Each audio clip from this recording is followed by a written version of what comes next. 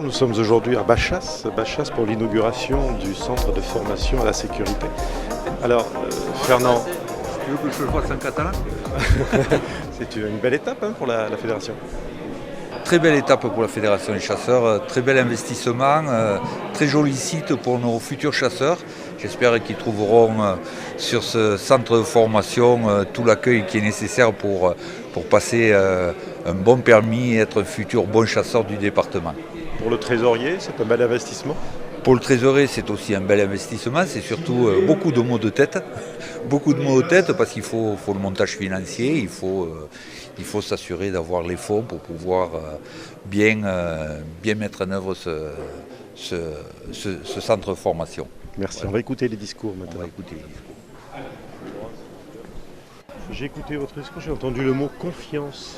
Oui, Plusieurs parce que la Fédération des chasseurs dans les Pyrénées-Orientales organise avec beaucoup de soin, beaucoup de constance, beaucoup de sens de l'intérêt général cette activité noble et ancienne qu'est la chasse. Elle le fait en évitant les rivalités, les conflits qui, je l'ai vécu dans d'autres départements, apparaissent, et qu'elle sait gérer et dont elle sait éviter qu'ils dégénèrent. Et donc ça se passe en bonne intelligence générale. Et puis la Fédération des chasseurs, je le dis sans embâge, même si je sais qu'il y a d'autres intervenants naturellement, mais très attentive en matière environnementale. Certes pour que le gibier se porte bien, évidemment, et pour préserver le patrimoine cynégétique, mais aussi parce que la préservation du patrimoine cynégétique passe par la protection de l'environnement. Et donc je pense que la Fédération des chasseurs, à l'instar des fédérations de pêcheurs, à l'instar des fédérations environnementalistes, qu'il faut ne pas écarter, la Fédération des chasseurs joue un rôle, quand c'est nécessaire, de lanceur d'alerte. C'est très important, elle le fait bien, et c'est ce que j'ai souhaité dire en parlant de confiance. Je vous remercie. Merci. Monsieur le Préfet. C'est pas la première fois que je vous vois proche des chasseurs. Aujourd'hui, vous accueillez sur votre territoire le nouveau centre de formation. Vous êtes très attentif à leur action. On est loin des caricatures de la chasse des années 70-80. On a changé d'époque. Les chasseurs, c'est des acteurs responsables, et puis qui sont experts, et puis qui sont indispensables et incontournables pour vous. Je vais rajouter à ce que vous venez de dire, et je m'inscris totalement. Les chasseurs sont des acteurs au quotidien pour le respect de l'environnement, le maintien de son environnement, mais c'est aussi le développement de l'environnement. C'est aussi un acteur incontournable de l'économie. Créer un centre départemental du permis de chasser, après avoir créé dans ce département un bon nombre de réalisations, j'aime dire que c'est aussi un acteur économique. Et l'élu local que je suis en tant que maire de la commune de Bachas, qui accueille ce centre départemental du permis de chasser, c'est un élu heureux de voir s'implanter à la fois un outil environnemental, à la fois un outil économique sur le territoire de sa commune. Commune qui se situe sur la plaine du Roussillon, dans ce département des Pyrénées-Orientales, qui méritait bien d'avoir ce centre départemental du permis de chasser. Alors bien sûr, c'est un engagement de l'élu local au quotidien aussi, aux côtés des chasseurs. Cette caricature est très ancienne, heureusement. Aujourd'hui, c'est l'image de chasseurs responsables, c'est l'image d'élus responsables, c'est l'image d'élus et de chasseurs qui savent travailler ensemble. Mon rêve, c'est que les associations environnementales aussi se mettent aussi autour de la table et que chacun, avec ses spécificités, se dise eh bien, on a un patrimoine commun, on a quelque part des enjeux en commun. Alors certains parce qu'il y a du prélèvement de gibier, d'autres parce qu'on perçoit la nature autrement, mais on peut travailler ensemble. Vous croyez qu'on y arrivera un jour à ça ? Écoutez, si c'est un vœu pour vous, c'est un vœu pour moi, c'est un vœu pour nous tous. Vous savez, j'ai beaucoup d'espoir en l'avenir. J'ai toujours eu beaucoup d'espoir dans tout ce que j'ai pu faire, dans mon engagement. Je peux dire que bien des choses ont été réussies et nous n'aurions pas cru à cette réussite-là. Donc oui, viendra un jour. Nous serons tous autour de la table. Viendra un jour, il y aura une évolution. On pourra même dire que cette caricature sera en scène pour certains membres de certaines associations. Alors le travail va se faire en partenariat avec les scolaires. Il va se faire aussi en partenariat avec nos populations, mais aussi avec nos professionnels d'agriculture et particulièrement ceux de la viticulture pour expliquer ce qu'il est nécessaire de faire sur le territoire. Et puis j'ai envie de dire, une bonne fois pour toutes, que qui mieux que les chasseurs pour défendre notre territoire, pour défendre notre terroir, pour construire cet environnement de demain. Mais qui mieux que les chasseurs? Les chasseurs. Ces chasseurs, c'est incroyable, hein. Ils sont actifs, ils sont dynamiques, ils dynamisent le territoire partout où ils passent. Ils dynamisent le territoire, ils l'entretiennent parce que c'est dans les premiers ceux qui entretiennent le territoire, en tout cas le territoire naturel. On a les pêcheurs qui entretiennent les bords des rivières, mais pour tout le reste, en montagne, dans la campagne, eh bien, les chasseurs sont là. Et effectivement, ils ont plusieurs rôles. L'aspect développement durable avec l'entretien du territoire, donc ils ont une connaissance de la faune et de la flore assez extraordinaire. Et puis là, on vient d'inaugurer l'école de chasse, si je puis dire, avec le circuit pour passer le permis de chasse. C'est vraiment très impressionnant, c'est technique et surtout c'est tout sur la sécurité. Et ça, moi qui préside le SDIS par ailleurs, les pompiers, c'est vraiment important d'axer cette dimension autour de la sécurité du chasseur lui-même, la sécurité de tous ceux qui sont autour. C'était très intéressant. C'est très important cette dimension sécurité et ce qui montre encore la responsabilité. Les chasseurs, cet esprit de responsabilité. Exactement, ça prouve que justement les chasseurs, en tout cas dans leur très grande majorité, sont des gens responsables. Et pour nous, tout naturellement, au département, c'était assez facile d'abord de prendre la décision de participer au financement, à l'investissement de ce lieu avec le centre de formation aussi, le Endure. Et puis on est à hauteur de un peu plus de 80 000 €. Donc c'était important pour nous d'être présents sur cette dimension-là, autant pour les chasseurs en termes de développement durable, comme je disais tout à l'heure, de sécurité, et puis parce que on a bien vu aussi que ces derniers temps, dans le département, le gibier augmente, pullule, même si on parle des sangliers. Donc le lien avec l'économie départementale, en particulier sur l'agriculture, la viticulture, eh bien, il est important. Donc il faut faire ce lien-là aussi. La chasse, c'est d'abord un loisir, mais ça participe quelque part à notre économie locale. Et en plus, on peut déguster maintenant qu'on a des maisons de la chasse où on peut découper sur place, etc. Donc ça, c'est vraiment le clou. Merci beaucoup, Madame Malherbe.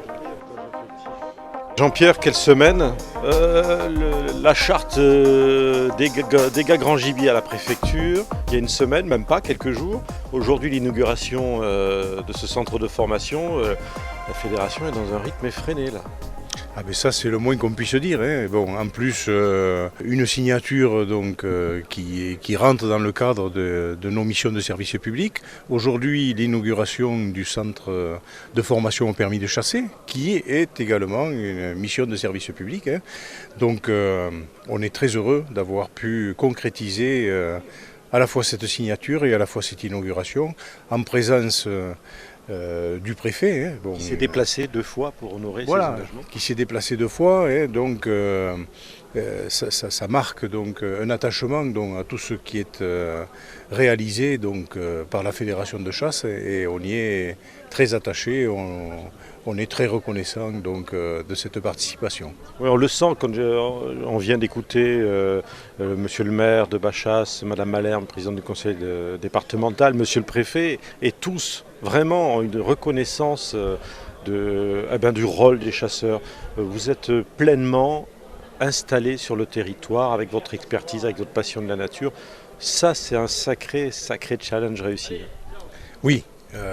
On arrive, et ça c'est un travail de longue haleine, à avoir une certaine reconnaissance donc, au niveau du travail qui est réalisé, hein, de cette implication donc, dans la gestion de l'environnement. Hein, et ça faisait partie des objectifs hein, qu'on s'était fixés donc, au début de mon mandat, hein, de créer ces liens indispensables qui font qu'aujourd'hui on nous reconnaît de façon différente qu'au travers de la chasse purement. Voilà. Ça fait 1 an le mandat à peu près ?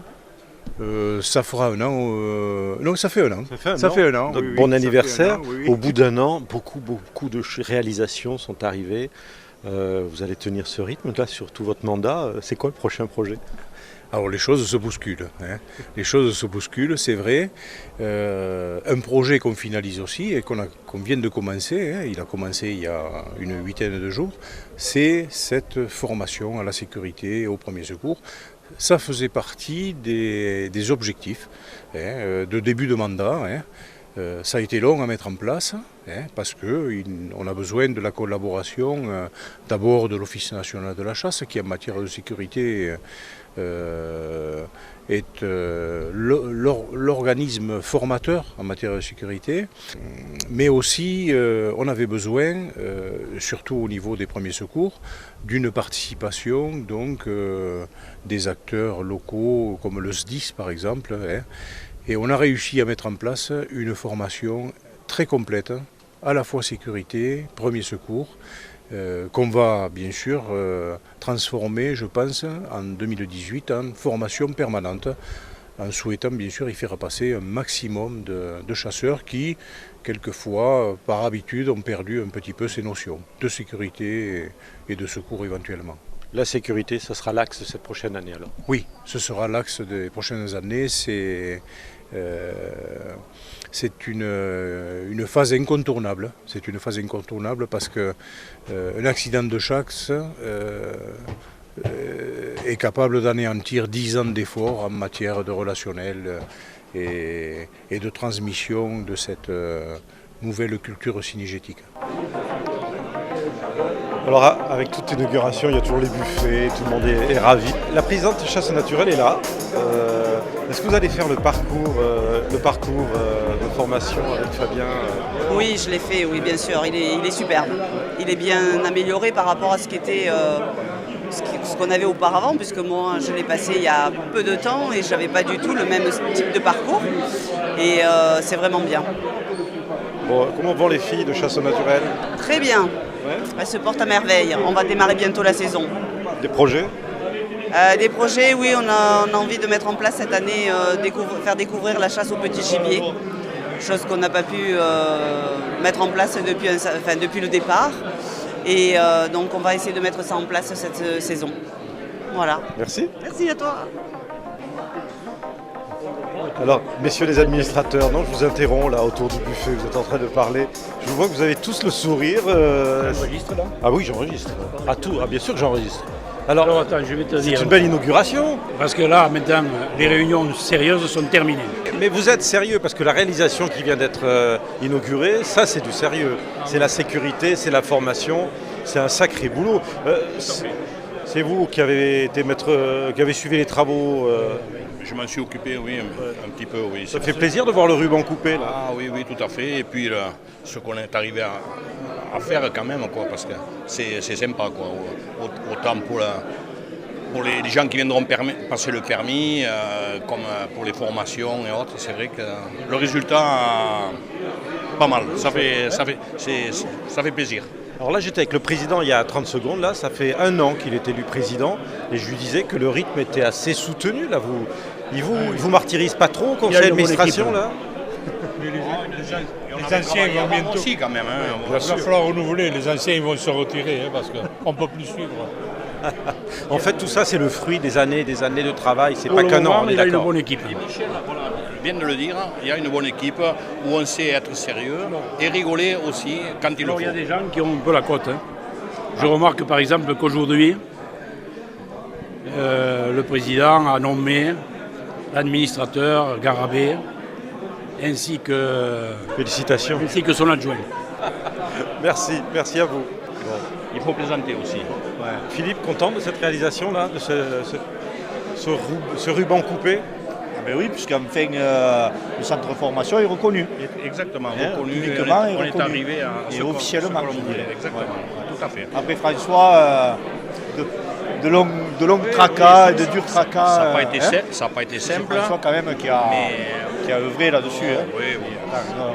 Tout le monde a œuvré, mais ça n'a pas été simple par moment, mais on y est arrivé et ça fait plaisir, c'est vrai. Le programme, alors, il va y avoir les formations, là. Qu'est-ce que vous prévoyez là-dessus, concrètement? Formation principalement le centre de permis de chasser, dans l'examen du permis de chasser. Et puis ensuite, la formation de sécurité, puisque c'est Laurent Baudet donc, qui s'en occupe et qui a commencé, qui a débuté. Les sessions sont pleines, les sessions permis de chasser, les sessions de sécurité. On a fait les 2 premières, c'est bien parti. Il y a vraiment, vraiment les gens ont joué le jeu. Tous les chasseurs, chefs de battue, chefs de ligne, très impliqués. Donc on est très très contents. Puis là on part avec un très bel outil. Il n'y a pas que des nouveaux chasseurs, les anciens chasseurs vont venir aussi parce que eux, ça fait longtemps, ils n'ont peut-être pas fait ces parcours-là. Il y a un besoin peut-être de rattrapage, de remise à niveau, non? Alors il y a remise à niveau et après ce qu'on cherche surtout c'est faire venir en fait les chefs de battue, les chefs de ligne. C'est là où en fait on a le plus fort potentiel entre guillemets d'accident. Et donc voilà, on veut vraiment former ces gens-là donc, sur le terrain. Comment est axée la formation de sécurité? En fait on est sur 2 parties. Une grosse partie théorique, donc avec les chiffres de l'accidentologie. Là c'est l'ONCFS qui en fait nous sort les statistiques. On enchaîne nous là-dessus sur notre formation proprement dite, donc ONCFS et fédération. On enchaîne avec notre partenariat avec les pompiers, le SDIS. Donc avec pareil là, une formation qui se déroule en 2 parties, une partie d'1h30 sur la théorie, essentiellement basée sur la géolocalisation. En fait, s'il nous arrive quelque chose à la chasse, il faut qu'on puisse expliquer aux pompiers où on est. Et une fois qu'ils nous ont retrouvés, en attendant en fait qu'ils nous retrouvent, en fait, on a toute une partie en fait gestes de premier secours et de secourisme à part entière. Voilà. Alors il faut dire que les premières victimes des accidents de chasse, même si les accidents de chasse ont beaucoup diminué ces dernières années, je crois, je ne dis pas de bêtises au niveau des chiffres, ça diminue. Les premières victimes sont les chasseurs en premier. Les chasseurs. Alors malheureusement, quand c'est un non-chasseur, il y a beaucoup plus de publicité, entre guillemets, ça sort beaucoup plus dans les médias, mais essentiellement, oui, ce sont des chasseurs qui sont touchés par ces accidents. Est-ce qu'aujourd'hui, pour les personnes qui ne sont pas chasseurs, qui sont vététistes, randonneurs, promeneurs, on a toujours peur d'entendre des coups de fusil, est-ce qu'ils peuvent être rassurés? Parce qu'ils peuvent se dire que les gens qui sont derrière ces fusils, qui tiennent ces armes-là, sont des gens responsables, formés, et que finalement l'accident est vraiment très très rare par rapport à simplement une chute de vélo. Oui, j'ai écouté les chiffres il y a 15 jours sur le nombre de morts en vélo en France. C'est quand même assez impressionnant, je crois que c'est 160 à peu près. En France, accident de chasse, il y a 10-12 personnes par an. Alors c'est 10-12 de trop, ça c'est sûr. Je comprends aussi que le fait de manipuler une arme, ça puisse faire peur aux gens. Mais en fait, si on regarde 10 morts sur le nombre de chasseurs en France, c'est trop, mais non, voilà. On n'est pas sur un loisir accidentogène particulier. Exactement, voilà. Par contre, effectivement, c'est très très médiatisé et c'est compréhensible parce que à partir du moment où on a une arme à feu, ça fait peur aux gens. Donc voilà, c'est tout à fait compréhensible.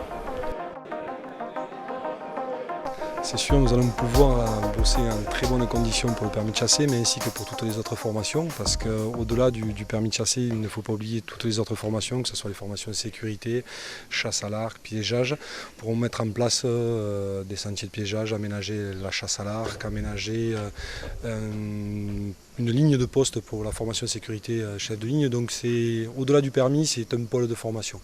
Qu'est-ce qui vous plaît, vous, dans la formation ? Le contact avec les gens, pouvoir transmettre du savoir et, comme je viens de le dire, le contact avec les gens. Voilà. Comment vous les trouvez, les nouveaux? On dit qu'il y a des nouveaux chasseurs, des néo-ruraux qui viennent. On est là pour les encadrer, les former, et c'est vrai qu'on a de nouveaux candidats adhérents qui viennent, qui ne sont pas de milieux ruraux. On passe un peu plus de temps avec eux, voilà, parce qu'ils ont une autre approche. Il faut déjà faire une approche avec l'arme, la connaissance de la chasse. Mais c'est plaisant. Ça permet de transmettre une passion, parce qu'au-delà de ce métier, c'est une passion. Formateur, la transmission, vous aviez pensé à ça au début quand vous avez commencé à chasser vous-même? Non, pas du tout. Même quand on est rentré une équipe de 4 à l'époque en 99 à la fédération de chasse, on était issus des emplois jeunes. On faisait des travaux d'aménagement et petit à petit le permis de chasser, la formation m'a plu et j'ai eu la chance de pouvoir y accrocher, comme il laisse aussi y accrocher. Et au jour d'aujourd'hui, je suis très très très très content de faire ce métier-là.